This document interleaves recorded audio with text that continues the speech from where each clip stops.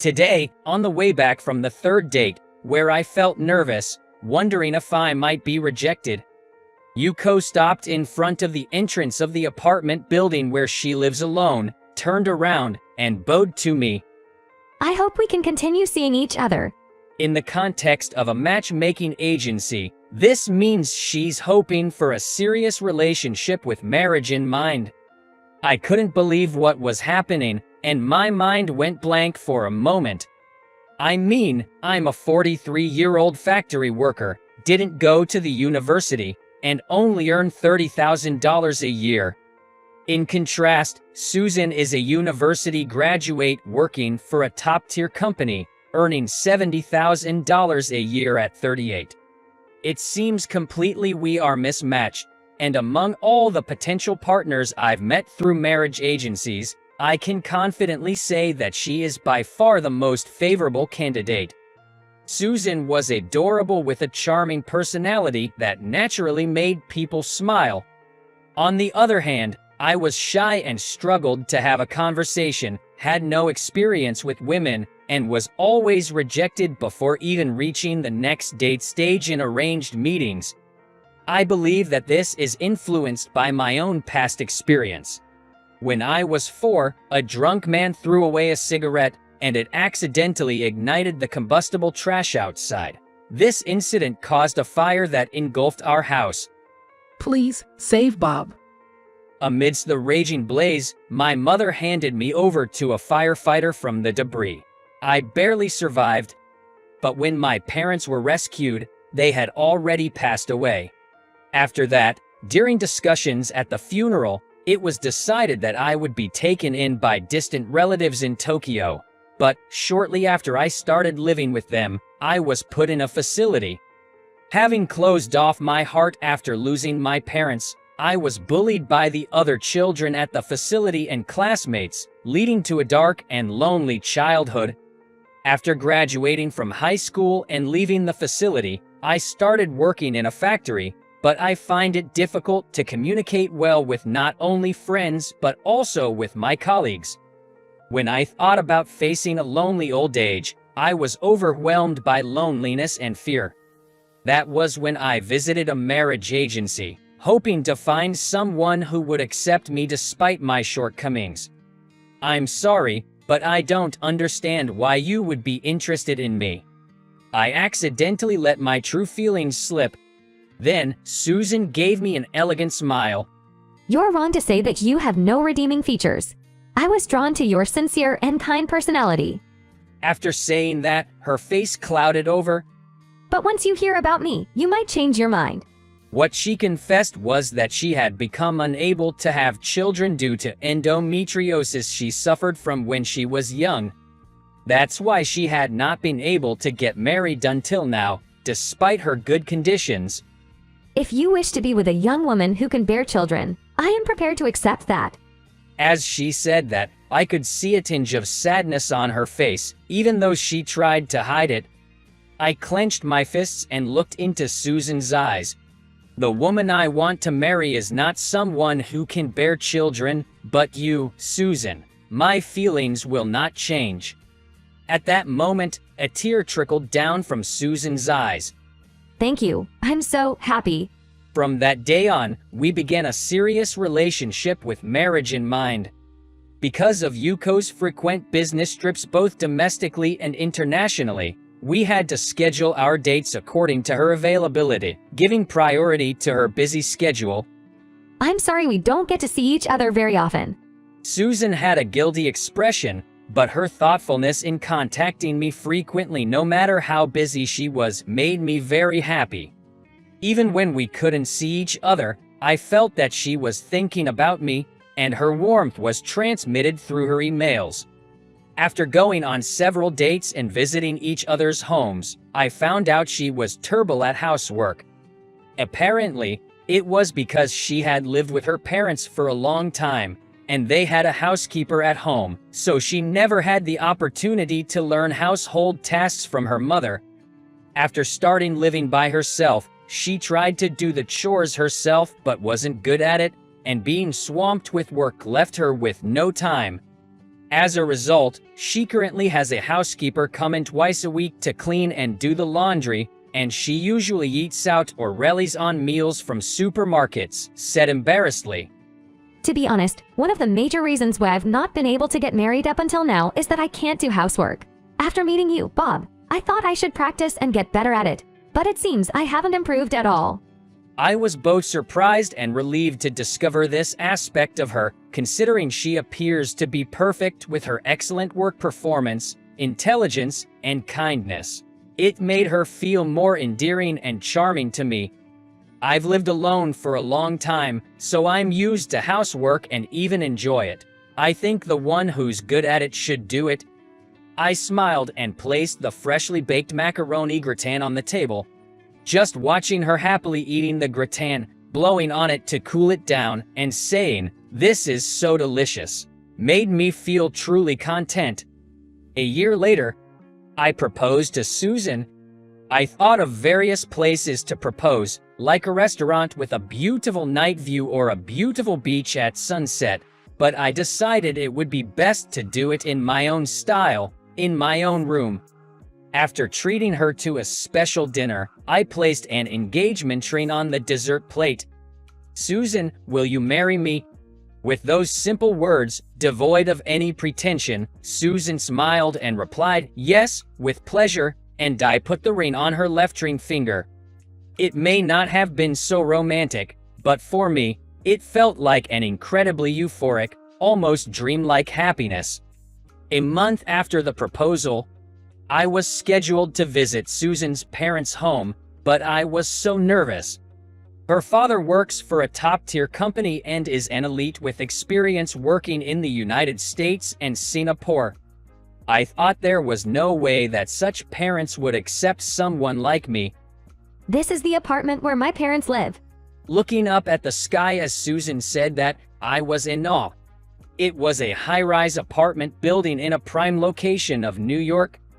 I had been wondering what kind of mansion they lived in, but I never expected it to be an apartment. We used to live in a house, but when I started living alone and because it was just the two of them, they moved to an apartment. The fact that they didn't hold the conventional belief that a home is for life suggested they have a lot of experience overseas. Being in the elevator, it felt like a long journey until we reached the 38th floor, where her parents lived. Sweat trickled down my forehead, and my knees trembled slightly from nervousness. Don't be so stiff. My parents are laid-back people, so it'll be all right. I tried to return Susan's words with a smile, but my cheeks spasmed, and I couldn't smile properly. When the doorbell rang, a sophisticated woman, Susan's mother, responded after a while and opened the front door for us. "Welcome, please come in." Despite being greeted with a friendly smile, my heart was pounding loudly and I could barely manage to bow. Thanks to Susan's gentle prompt with her eyes, I managed to hand over the high-end confectionery shop's cake I brought as a gift. I was led by her mother through a long corridor to the living room. The living room was spacious, with large windows, giving it a feeling of openness that made me forget they were in an apartment. On a large sofa, there was an elegant gentleman with silver gray hair, casually sipping his coffee. As I was thinking, indeed, people from the upper class are different. Susan's father narrowed his eyes upon noticing me. "Hey there, we've been waiting for you. Please, take a seat." Guided by Susan, I sat down next to her and faced her parents. I was trembling all over with tension. Without a doubt, I had never ever been so nervous in my over 40 years of life.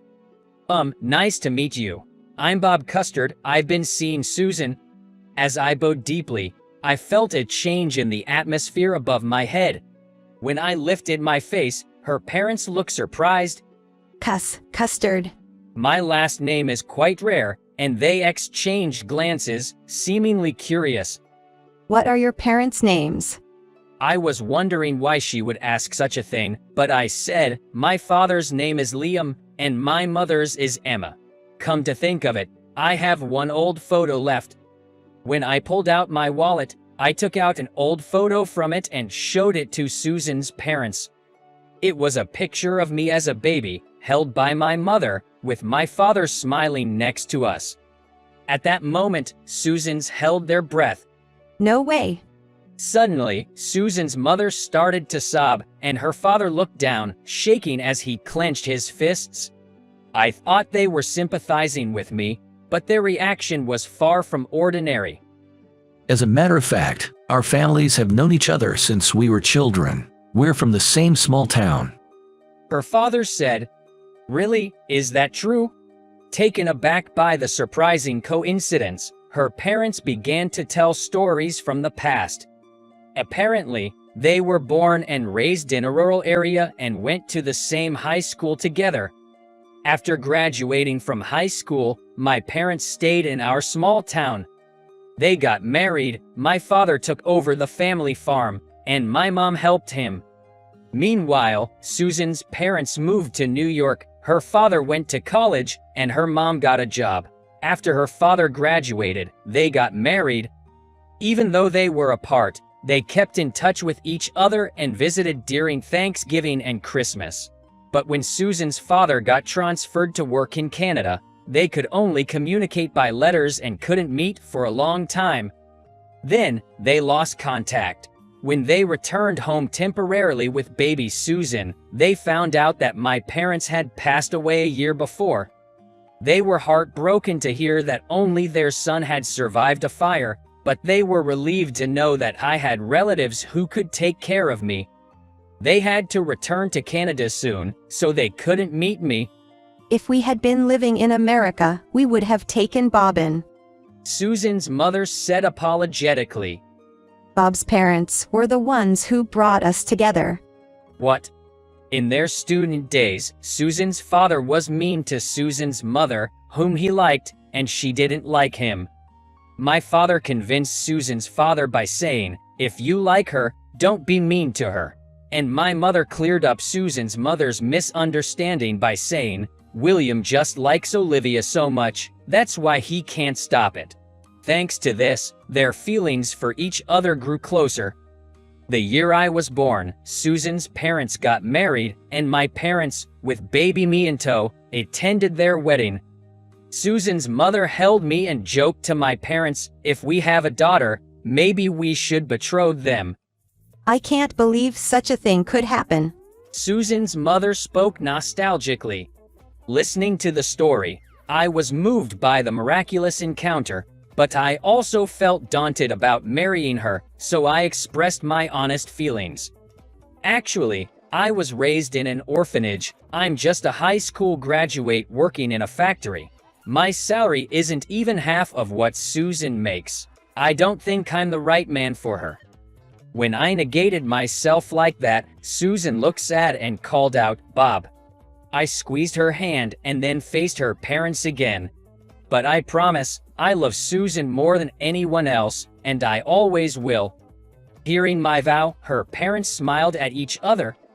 We want you to make Susan happy. Please take good care of her. Susan's father gripped my hand firmly, and I gripped back just as firmly. Susan and her mother were looking at us with smiles.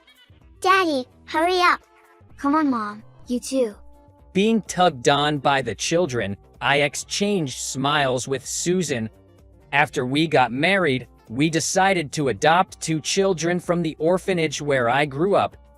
We thought a life just for the 2 of us would also be great, but we both liked children, and having known the loneliness of being parentless, I wanted to give these children a warm home. That's why we decided to adopt them. But once we did, we felt that the children were giving us so many smiles and so much happiness. Hey Daddy, you'll cook us a fancy dinner because Mom is home today, right? I want a burger and curry. Being pestered by the children, I answered enthusiastically, "All right, let's make burger curry today." Yay! The kids were overjoyed. I truly cherish the happiness of having people I love and people who love me. Susan is still busy with work, flying around the country and overseas every day. Now she has a position with 500 employees under her.